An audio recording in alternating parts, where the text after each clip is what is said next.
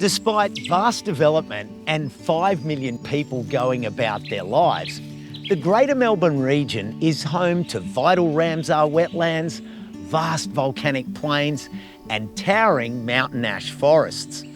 And among it all is 8,400 kilometres of life-giving rivers and waterways. These environments are cherished by those who live among them. More than 500 volunteer groups within Greater Melbourne are planting trees, removing weeds and restoring nature. A movement of tens of thousands of passionate community members. These groups plan, rally, discuss and act, each with their own characters and inspirations. Whether they call themselves Landcare groups, friends of, conservation or park committees, or working on private properties or public estates, each group's efforts work to improve land that is dear to them. Along with Landcare professionals and willing landholders, these groups take positive environmental actions based on local knowledge, observing change, and adjusting again as new challenges arise. We're going to see 8 stories that show how Landcare and other environmental volunteers impact landscapes and lives from the ground up.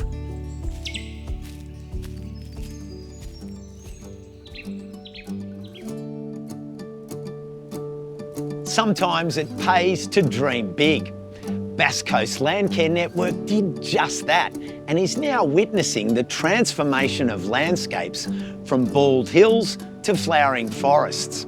Since forming in 2003, the network has planted, wait for it, 3 million new trees, or about 10% of the area. They've won over tree changers through to rusted-on farmers as long-term partners and provided meaningful work for young environmentalists. The network hopes to return 30% of its area back to native vegetation by 2050. For longtime General Manager Dave Bateman, planting a tree is a simple act that can impact generations to come. So Dave, can you tell me a little bit about what the Bass Coast Landcare Network does and what are some of your achievements so far? Well, Bass Coast Landcare is one of the biggest landcare networks in Australia, and we plant heaps of trees is one of our main things. So over the past 15 years, we've planted around 3 million plants in our landscape. If you go into the Bass Coast and have a look around the hills and the areas where we've planted, it's totally transformed the landscape. Through your projects, you're seeing how Landcare is benefiting the landscapes, but what impact is it having on people? Well, I reckon it has a significant impact on people because the mental health benefits of getting people out in the natural environment to plant trees, it's really therapeutic. And there's a lot of people that maybe aren't involved in football, netball, any of those sorts of things, and planting trees on a Saturday is one of the things that Bass Coast Landcare does.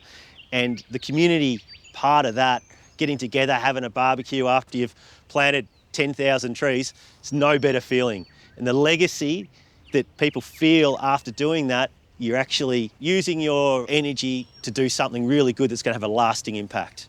And planting a tree, which doesn't cost a lot of money, ends up sequestering heaps of carbon and keeps it in the ground. It's just an amazing thing that you can do. And they don't just last for your lifetime, they last longer and they seed themselves, and it just gets better and better as they get older. What's it like to drive through the Bass Coast region and see projects that have got your fingerprints and the legacy of the entire network on them? Feels amazing, to be honest, Costa. I feel like I've got a very important job, and just walking through some of the sites that are even like 4 or 5 years old. There's this guy, Carl Russo, that we've planted 120,000 plants at his 100-acre property, and his place was just a barren landscape, and walking through it now, there's koalas coming in, it's just thriving. And the reaction of the landowners and the volunteers involved just makes me stay motivated to keep doing what we're doing and hopefully do more, because we need more trees.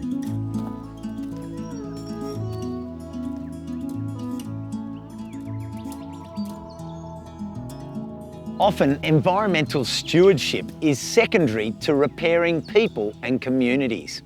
But residents in the Northern Yarra region of Melbourne found ways of doing both. In the wake of the devastating 2009 Black Saturday bushfires, local landholders banded together to rejuvenate community spirit and restore their environment.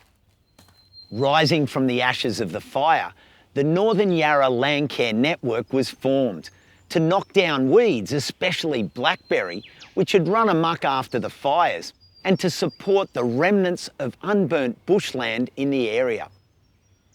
The sense of collective problem solving continues as new approaches are tested, from community weed trailers, using grazing goats, to deer exclusion fences. The network's facilitator, Rob Fallon, understands better than anyone the need for Landcare to adapt to maintain positive momentum. When we formed the network after the '09 fires, we were all about problem solving. People were very practically minded, and it didn't really matter who you were. You could have been a cattle farmer, a grazier of some description, a winemaker, or a bush block owner.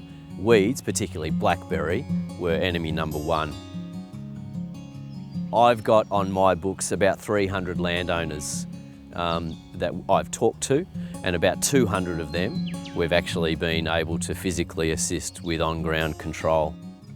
The key to that program has been that it's all about cooperation, that we overcome many of the obstacles to landowners doing it just for themselves, because they realise if neighbours are also doing it, then we're solving a problem collectively.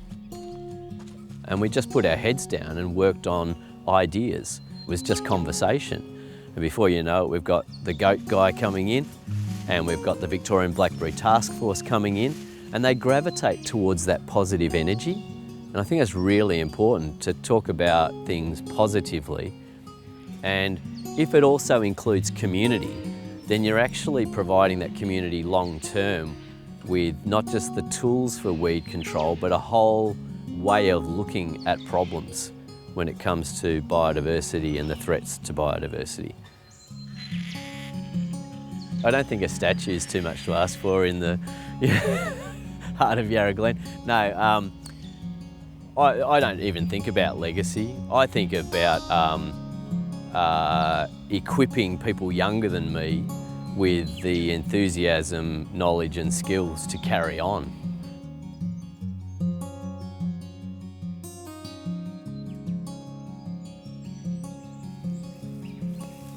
Landcare's reach can extend beyond local landholders.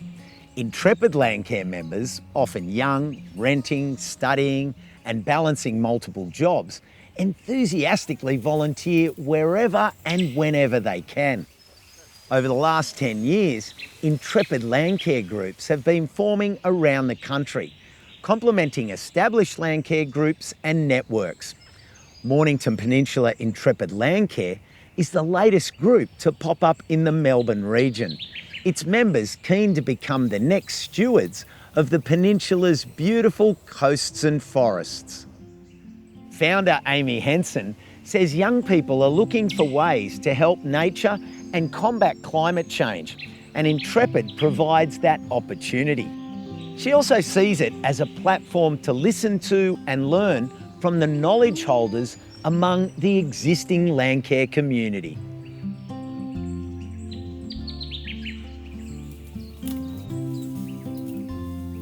Like most people who studied environmental science or had an interest in environmental science, got involved in volunteering, and a lot of the time the volunteering groups, the age is getting older, and the demographic and maybe the way that those Landcare groups run is maybe not as relevant for younger people these days who are renting and a bit more transient in where they're living. So with our Intrepid group, it's a roving group that works around the peninsula, and its focus is environmental education and also things like weeding and things that help the environment, but also giving the people who are involved a fun experience with like-minded people and just getting people outside and connected to country. So yeah, just providing a space for people to do that.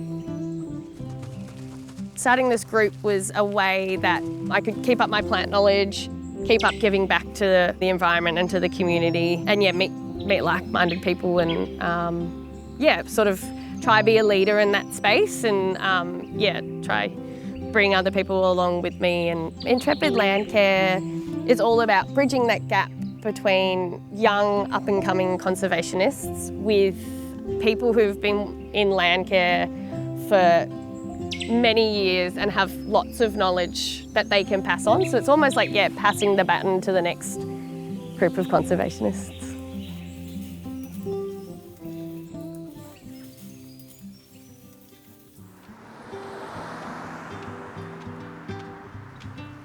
Planting trees is an integral part of restoring the environment. But no tree planting can occur without someone to raise the seedlings. Tree Project has been activating thousands of suburban environmentalists for more than 30 years by giving volunteers seed, soil and planter boxes to grow native vegetation. From humble beginnings, Tree Project is now a production line of goodwill and community spirit.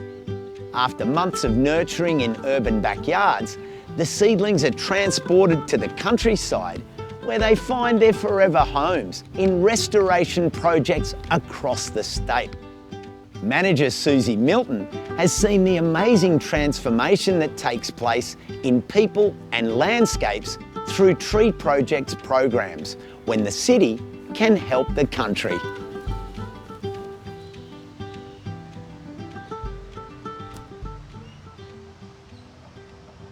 So, how did the Tree Project begin? Tree Project began 33 years ago when two women, Dr. Maggie McLeod and Belinda Goss, stood up in a forum and said, I want to change our environment. I want to grow 1 million trees. And, you know, really the model hasn't changed much. People growing the seedlings in their backyards for regional areas, for farms, for shelter belts, wildlife corridors. And it hasn't changed, it's just grown substantially. Can you pinpoint what's been the secret to the longevity? Yeah, Costa. We've got some growers that have been growing for more than 27 years. Every year, so they've grown 10,000 plus plants for Tree Project. And so some of their children are starting to grow as well because they've seen their parents watering the trees, you know, transplanting seedlings, and now they're doing it. So that's really lovely. So it's just this beautiful community program where people living in the city can grow the seedlings that are going to live out in regional Victoria. So you're really nurturing a transfer of skills and then the connection between the grower and the project where it's going to end up. So it's all about connection. Yeah, it's all about connection.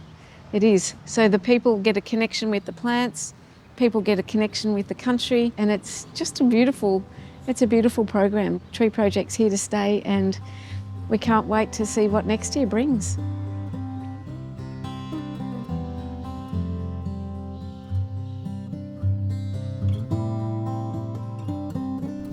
Nurseries across the country underpin the ambitions of Landcare. They diligently propagate and take care of the seedlings needed for revegetation. But nurseries in themselves are reliant on another group, the seed collectors. A careful, watchful vocation. The collectors comb the forest for the seed stock essential to each Landcare project. This unheralded process is embodied by groups like the Nangana seed collectors, affectionately known as the Seedies, a determined group of women who hold a wealth of knowledge about the hidden art of native seed collecting. Julie Thompson finds a sense of calm and mindfulness, moving slowly through nature, searching for seeds. She and the other Seedies also get satisfaction knowing that their work is supporting conservation throughout the Dandenong Ranges and creating habitat for two of Victoria's faunal emblems, the lowland leadbeater's possum and the helmeted honeyeater.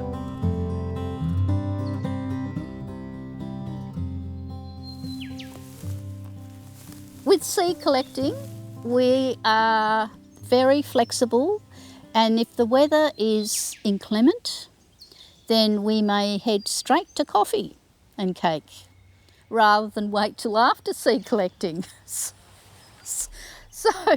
So we do enjoy that communal sharing, and often what we'll do is when we first meet, we'll have a show and tell, see who's collected what, and get excited and cheer each other on when we've found a bit of polyscias or a bit of, I don't know, lamandra somewhere, and we go, good job, that's great, you've done a great job. It's all about encouraging, supporting, and having a fabulous time. It's interesting with the knowledge transfer within the group. Not one person can hold all the knowledge, or no one person can hold all the knowledge anyway, but we can share the load of that.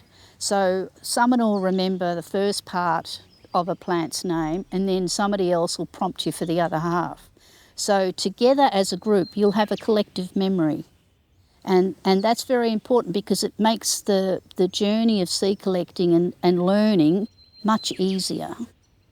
So much in life these days, we relearn the same lessons. Everybody starts their job or their new thing, not taking into consideration all the work and the energy that's gone before. And that can save you a huge amount of time and leap you forward. My kids, they know that Mum goes out and does her seed collecting things, and they're really proud of that. And they know that I'm helping to save what I can of the planet for them and their children.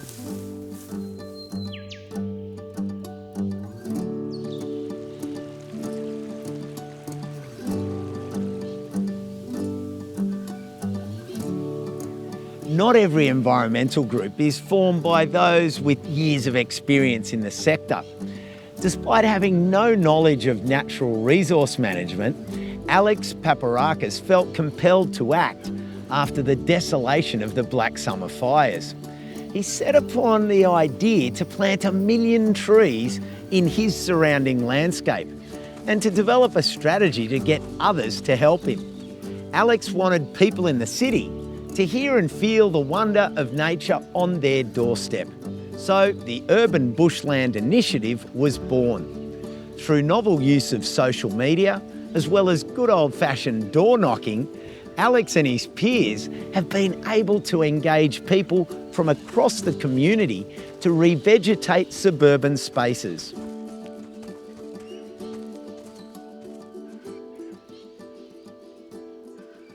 Now, you've spent a little bit of time in this place, haven't you? Yeah, this is a site that we revegetated in 2022. We chucked 3,000 plants in with about 155 volunteers. And the site is doing fantastic. You can see the size of the trees as they're coming up through. And it's looking phenomenal, honestly, yeah.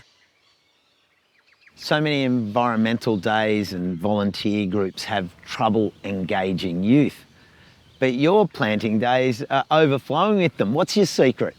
We target that younger age group specifically, and I think a big part of it is good coffee.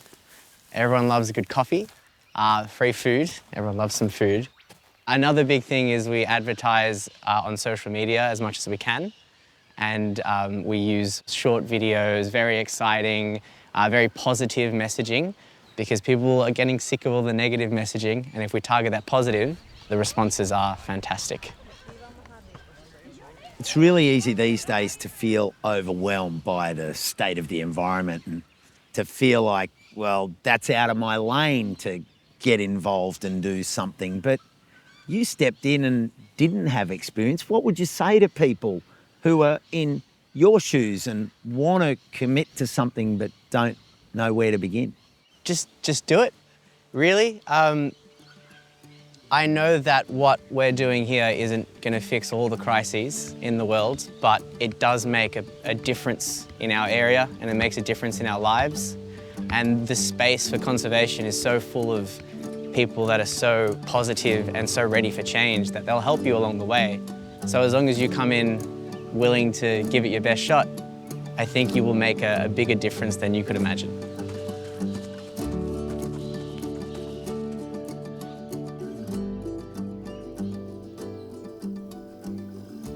Sometimes there's more to urban conservation than planting trees. It can be just as important for residents to recognise and conserve the remnant nature that's around them. To the untrained eye, grasslands may appear bare and featureless, but if you take the time and look closely, the Victorian volcanic plains are a hive of activity and contain some of Australia's most endangered and elusive bugs, reptiles and plants. The Friends of Iramu are a group of volunteers who go the extra mile to protect the diminishing grasslands of St Albans and Canley in Melbourne's western suburbs, where car parks and industrial estates usually take priority. Ecologist Megan O'Shea understands how easily grasslands are underappreciated, having once believed the plains she saw on her way to school was simply deforested farmland. Now she and her fellow volunteers are opening people's eyes to the wonders of these critically endangered environments and championing their protection. The Friends of Iramu are really significant in helping to restore the grassland, so lots of weekends of planting in the rain. We sometimes have after work planting events. And they're also a bit of an interface with the local community, so trying to engage with our neighbours and people living locally and help them to understand what this is all about. I had always had, like lots of young kids, an interest in animals, and as I got older, sort of started thinking a bit more broadly, and I went to uni and studied ecology, and at some point in that process of studying ecology came to understand that, this landscape that I grew up in was grassland. It actually didn't have trees, so no one had actually cut those trees down. It just didn't have those trees there. And I guess that helped to build that connection of understanding what it was like around the place where I grew up. We've got some really dedicated people that just keep going and just keep making it work, make sure that we've got capacity to come out here. So it's a can-do attitude that really makes it work. And a belief that if we keep going, there will always be people that come and help. But the challenge is the succession, making sure that there's always people to continue making sure that the burning happens, that the weeds are being managed if they need to be managed, to keep building that diversity. We've got lots of plants here now that weren't here 20 years ago, and so I guess my hope is that we keep building on that to provide that haven. I think our long-term perspective is that we would love to actually restore Iramu so that it's in really good condition and be able to hand that back to the Wurundjeri people. That would be a really great outcome.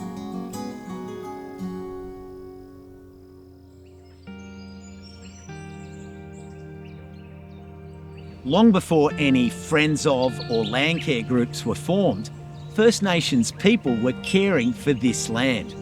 For many Aboriginal people though, settlement and colonisation disrupted access to country. In 2023, the Noogalbik Ranger program was created to bring Aboriginal youth back onto country and to introduce traditional and new science to their school curriculum.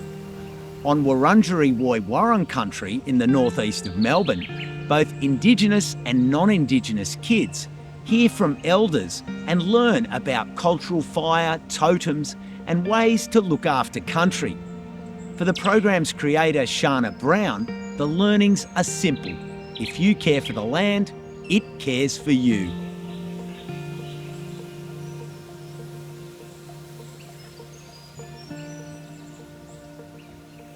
Shana, who are the Noogalbik Rangers and where did the idea for them come about? The Nugabik Rangers are a First Nations group of children to adults. They range from primary school kids to high school all the way to community. And the idea came about last year when I was wanting to pilot a program connecting kids to country and connecting community to country. So the children are learning to care for country from an early age. How important is this? It's vital. A lot of the children these days, we say that we're so connected, but we're more disconnected than ever. So having them come out and have opportunities where they can be on country, places where their mothers might have planted some trees, they can also contribute. It's really important for their spirit. A lot of our kids are, in foster care, they have the disconnection from culture and country. So them coming out at an early age kind of plants the seeds in them. How inclusive is your project? We have First Nations kids and non-Indigenous kids, and for us it's really important to share culture. We've always shared culture. With children, they're pure, so they want to learn from a pure lens. Hopefully this program will help create more children and people that want to care for country, and they can take this with them for the rest of their lives. When you boil it all down, we need people on country. You can't care for country unless you're on country. Yeah, that's right. And that's why our elders have told us since we were little that is the real classroom. We need to be on country to care for it and tread gently, even if we're not in our own country, treading gently on other people's country, and tread there with love and care.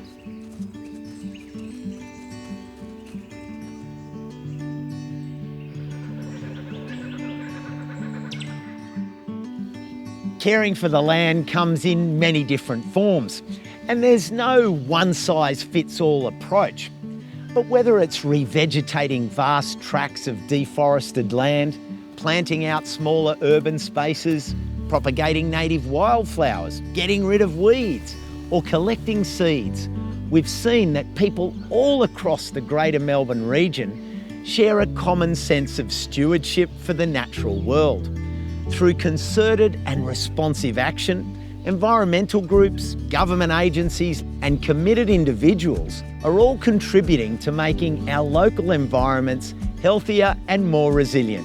And it all starts with a simple idea, a conversation or a seedling, and grows from the ground up.